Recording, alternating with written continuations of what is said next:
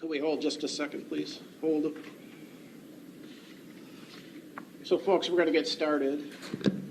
I know emotions are running very high on this case. If you feel like you need to step out of the courtroom, please do. I'll expect everybody to conduct themselves in an orderly fashion, despite some of the allegations you're about to hear. If you feel that it's too much for you to hear, please step outside. Also, audio and visual are not allowed here via a Supreme Court order. We have one camera that's a pool camera, so that's all that we're doing here today. So please refrain from recording or videotaping this. So with that, if we could proceed.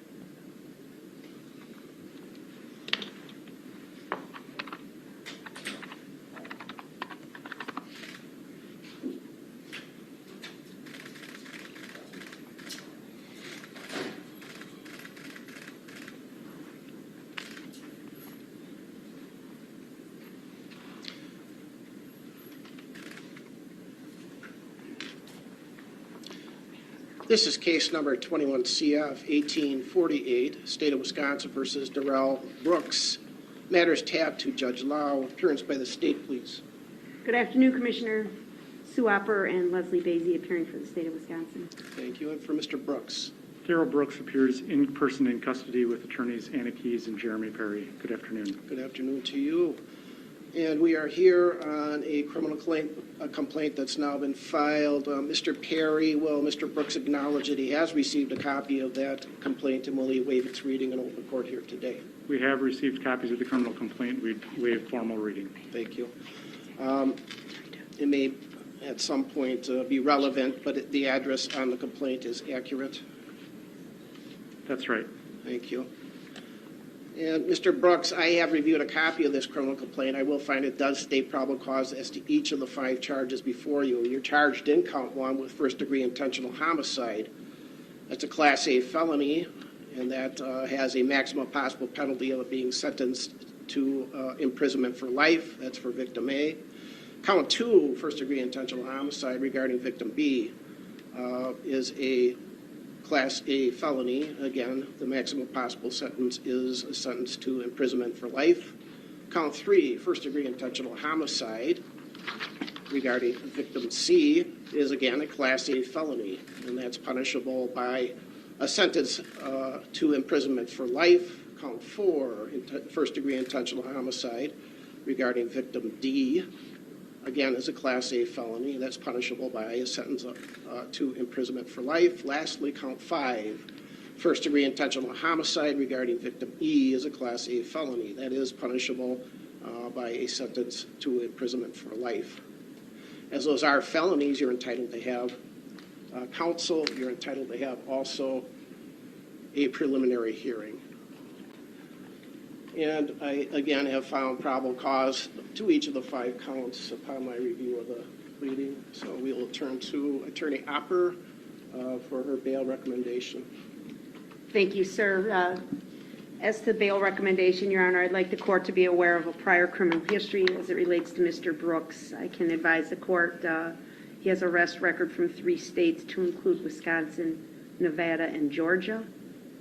Starting with the state of Wisconsin, the record begins in 2000. There was a conviction in that year for substantial battery, party to a crime. A prison sentence was imposed but stayed for 3 years probation and 6 months condition time. 2002, conviction for possession of marijuana as a repeat offender, sentenced to 50 days in the House of Correction.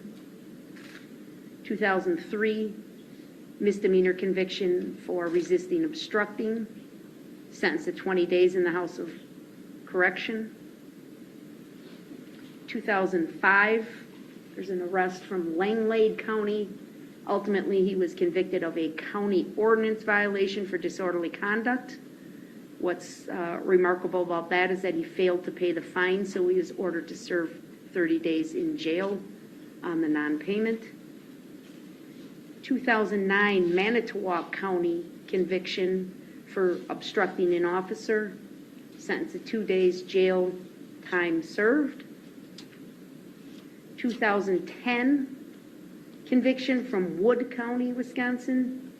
He was convicted of the offense of strangulation/suffocation with other charges of battery and criminal damage to property dismissed and read in. The court ordered a withheld sentence for 3 years probation. That probation was revoked, and on August 1 of 2011, he was sentenced to 11 months jail. 2012, he was convicted at the same time on 2 separate files in Milwaukee County. First file was a charge for possession of marijuana as a repeat offender, sentenced to 180 days in the House of Correction.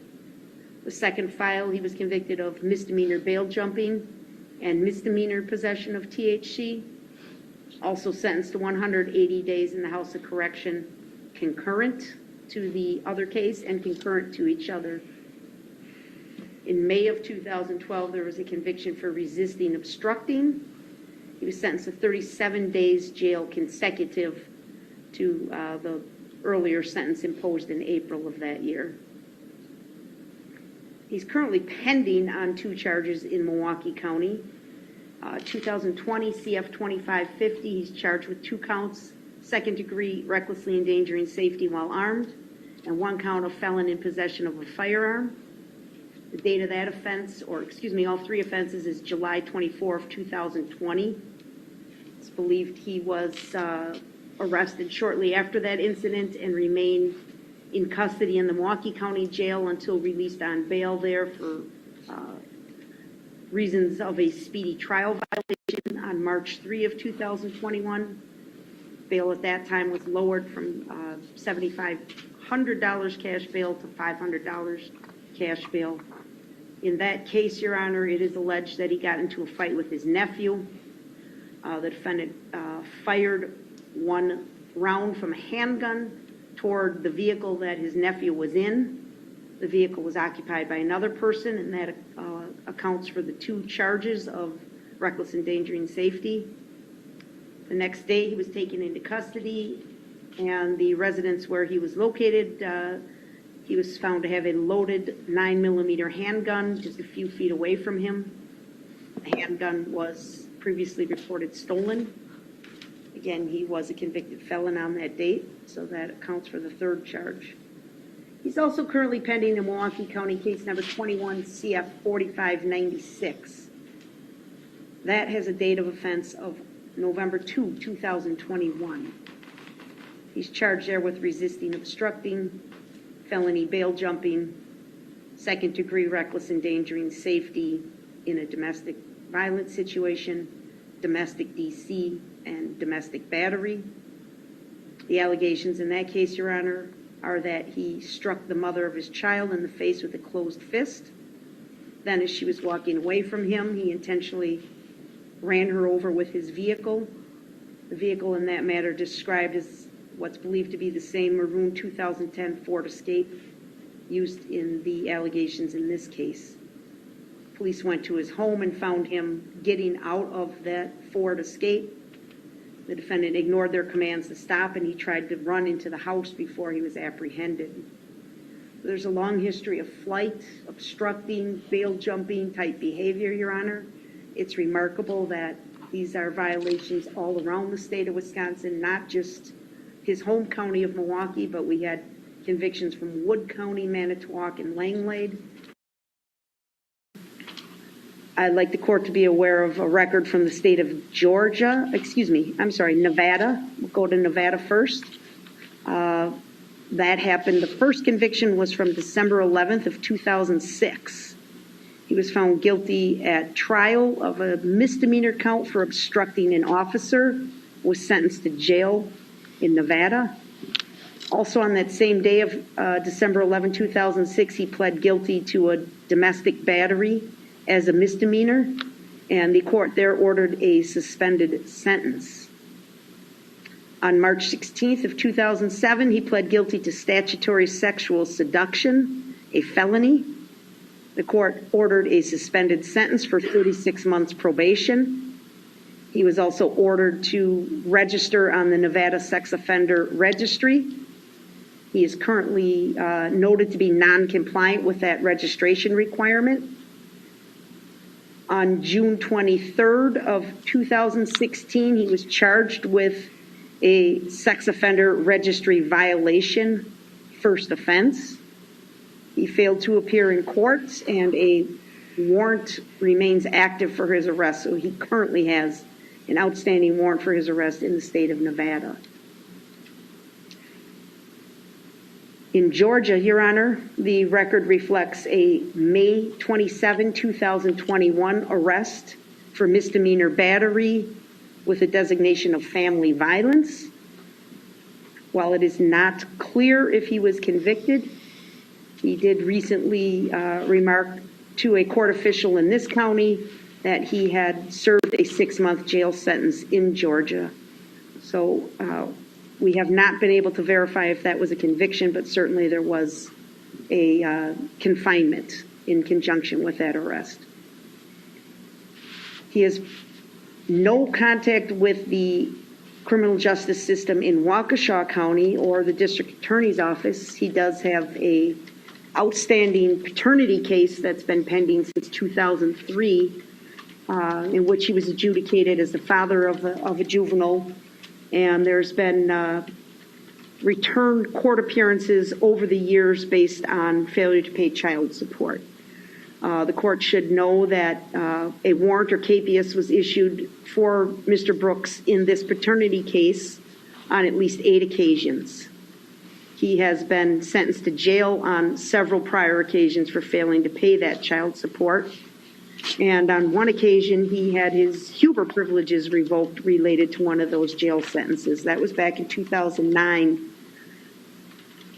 Most recently, there was a warrant issued for his arrest in that non-support civil case on August 2 of 2021.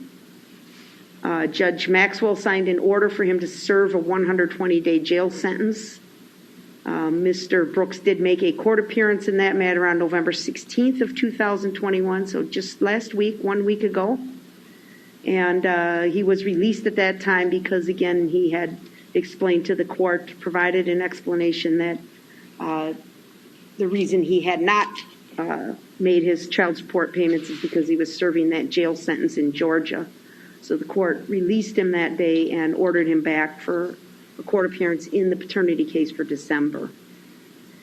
So, Judge, just based on his prior record, we obviously have very significant concerns about Mr. Brooks' flight history and willingness to obey the orders of the court.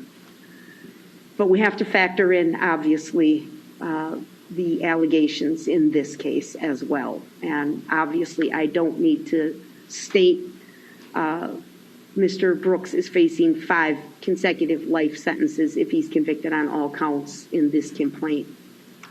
I wish to notify the court, sadly, that today we learned of another death of a child related to this case. We do expect a 6th count for first-degree intentional homicide to be issued or added, to this case. I can advise the court that I am aware, I've been made aware through investigators that there are other individuals in critical condition. I think we remark on the number of actual injured parties in our complaint. It exceeds 60 people. There's a number of other charges that we are reviewing and considering, but certainly at the very least we do intend to file a 6th count of intentional homicide maybe Friday or maybe early next week, depending on when we can accomplish that. Certainly if we have any other deaths resulting from this incident, additional counts of homicide will be filed. We didn't charge bail jumping. Obviously we could have. We have focused our efforts to date on the immediate concern, and that involves the loss of life that is alleged to have occurred through the conduct of Mr. Brooks. I want this court to know, and I think the court has read the complaint, you've indicated you've read the complaint, there are not words to describe the risk that this defendant presents to our community. Not only flight risk, but the dangerousness that he presents, his history of violence. And the allegations in this complaint where it is stated plainly that on several occasions he was told to stop by police officers. They risked their own safety to try and step in front of the car to stop him. Everything was done to get him to stop, and he just simply continued down the roadway, causing death and destruction in his path. So I am advocating for a significant cash bail, Your Honor. I'm asking for $5 million cash bail. I know that's a large amount of money, but I think it is warranted on this history, and I think it's warranted when the court considers, if convicted, Mr. Brooks will spend the rest of his life in prison. Thank you. Thank you. Attorney Perry. Thank you, Commissioner. When this court determines what amount of monetary bail is reasonable and necessary to assure Mr. Brooks' appearance in court, I guess at today's hearing, the only thing I would add for the court's consideration is that Mr. Brooks is financially indigent, does qualify for public defender representation, and that individual circumstance must be taken into account.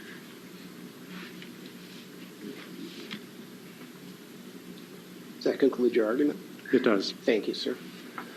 So, first of all, let's get to conditions of bail. The monetary portion is called bail. There are conditions, though, in bail. And first, I am going to order, sir, level 4 monitoring through WCS if you do post bail. You're not to leave the confines of the state of Wisconsin. You are only to be released on a business day during business hours.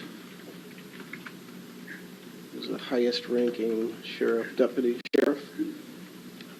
I would like your opinion. I would like the Sheriff's Department to notify WCS if he bails out that he's to immediately go over to WCS. So would it be asking too much if I had somebody from the Sheriff's Department contact during regular business hours WCS to let them know that he's being released?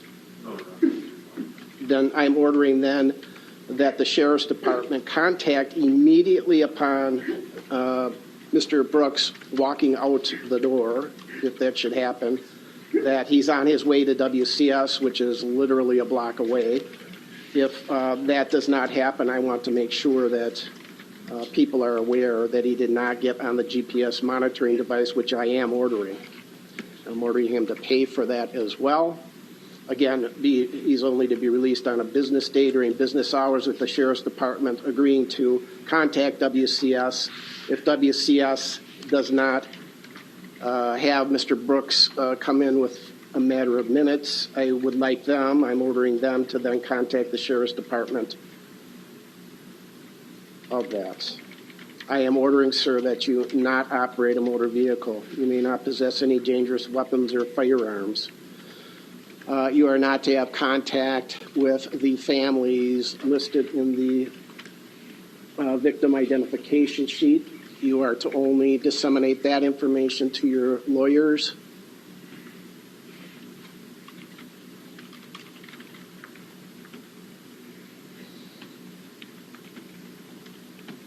Those are all the conditions of bail.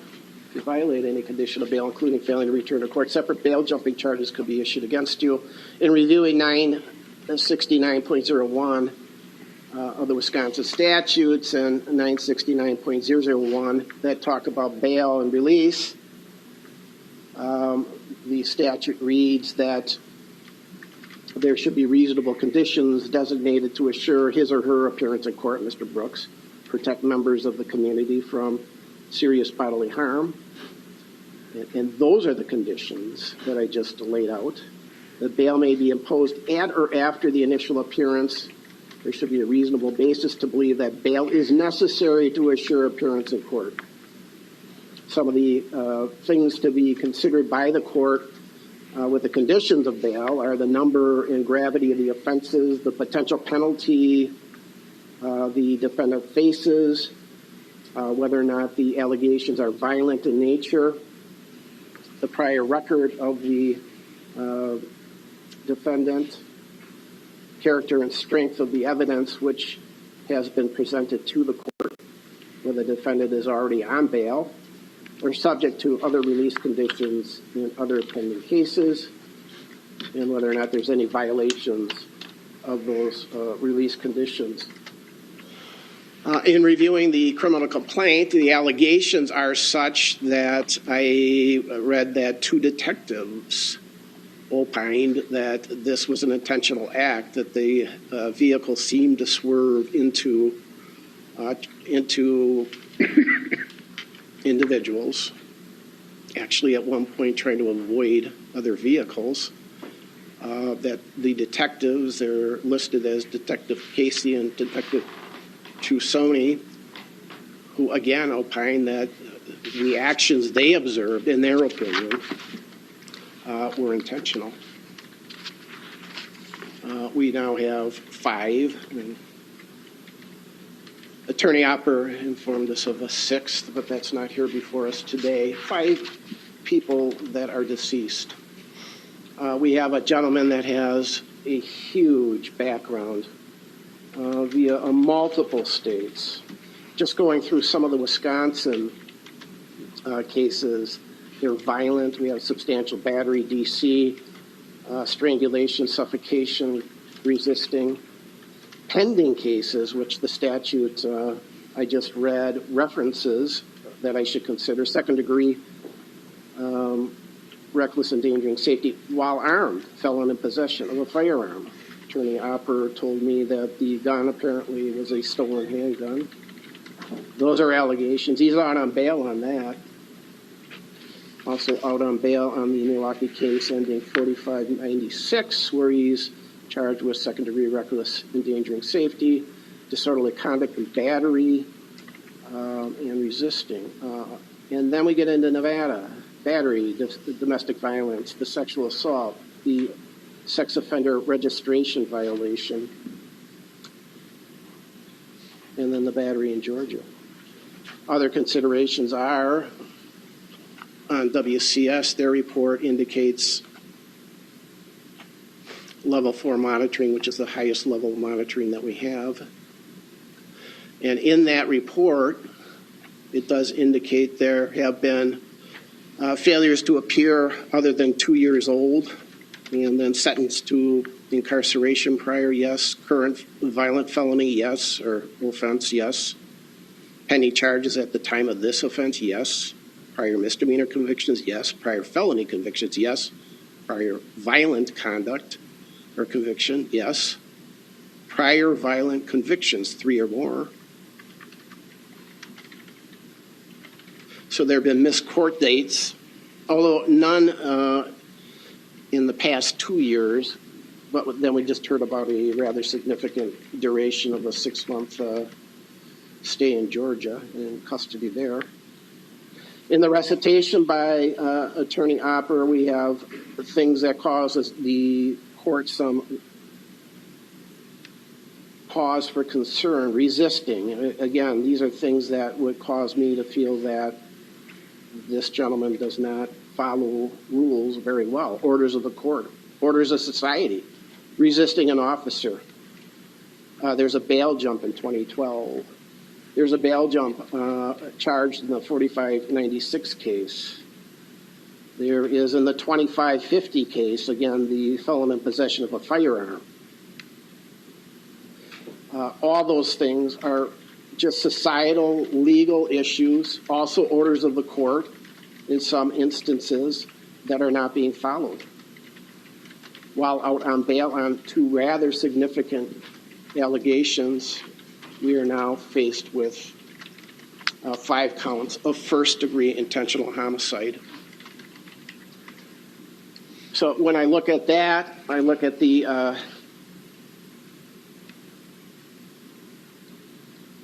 gravity of the offenses, the maximum possible penalties as the statute allows for, likelihood of incarceration, which if you're found guilty of 1 or more of these, even 1, would put you in prison for the rest of your life. I believe you are a flight risk. There's failure to follow court orders.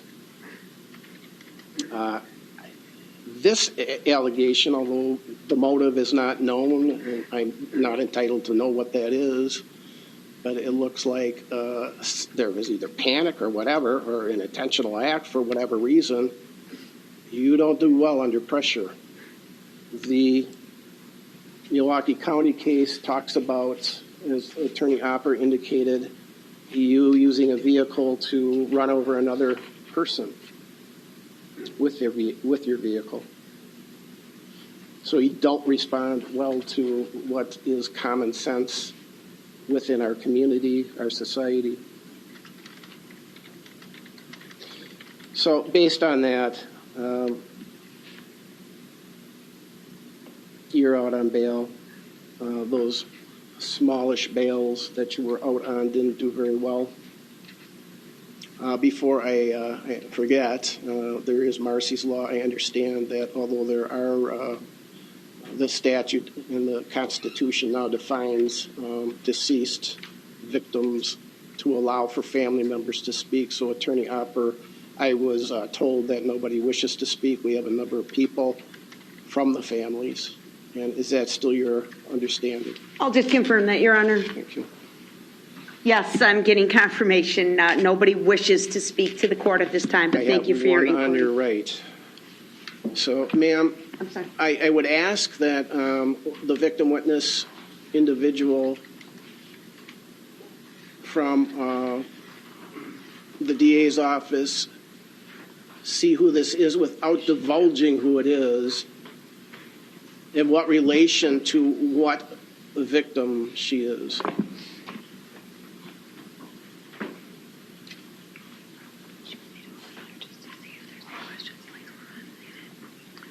Let's have Carrie report back to us. Yeah, go talk to Carrie before she talks to the court. Now she'll go over there just to...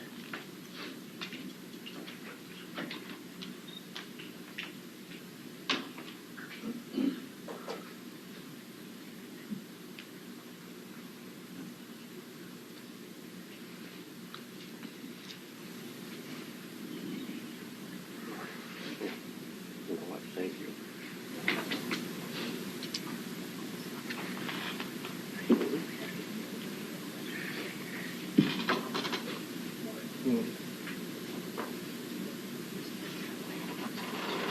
Sheriff's Department for a warrant.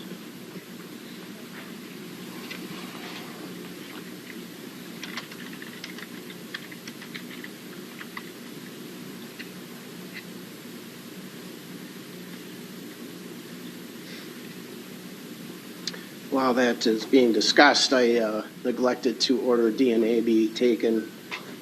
A sample of your DNA, sir, has not been taken. I am ordering that now. It may be expunged if you meet the criterion under the Wisconsin statute.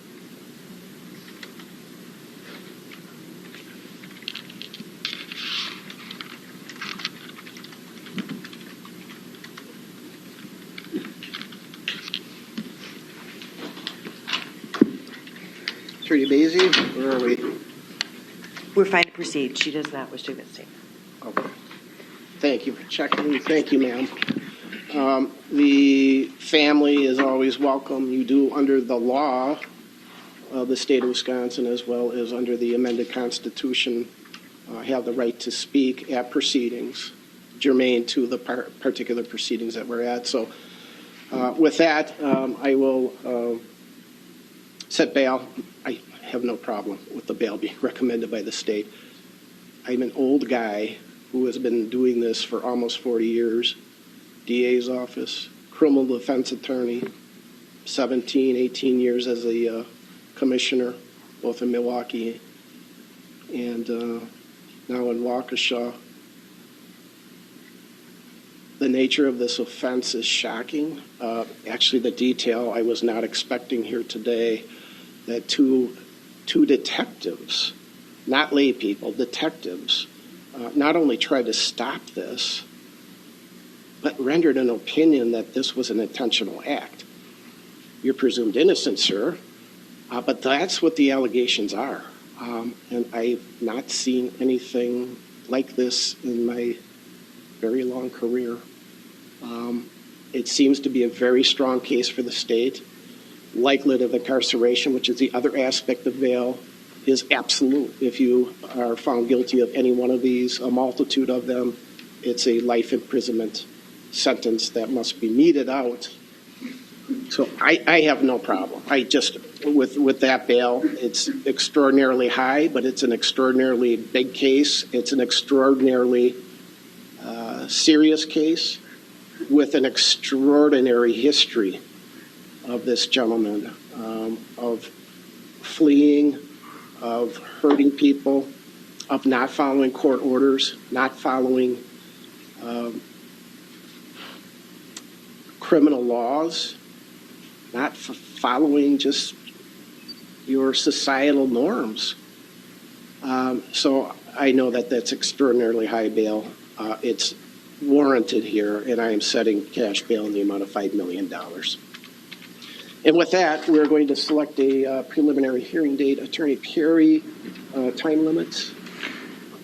Commissioner, we would be waiving time limits. We did. $5 million cash bail for 39-year-old Darrell Brooks, now criminally charged with 5 counts of first-degree intentional homicide following the mowing down of parade participants Sunday during the Waukesha Christmas parade.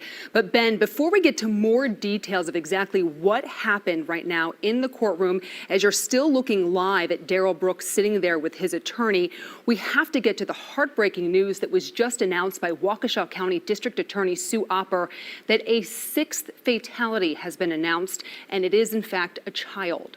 He's facing 5 consecutive life sentences for the charges that are on the books right now, but you would expect a 6th charge of first-degree intentional homicide to be added. We're also learning that the number of injured has risen. This was details inside the criminal complaint that just came out.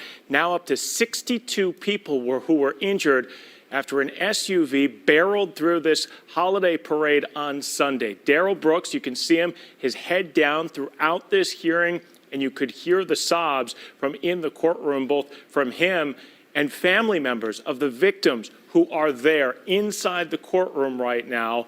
And we heard a very lengthy criminal history that was read out, not only 3 different states, but 4 different counties here in the state of Wisconsin. And there you can see him looking straight back to the gallery where there are members of family members who are deceased from this parade as they now lead him back towards the jail. Darrell Brooks is facing 5 consecutive life sentences with these charges, likely 6. Sue Opper did.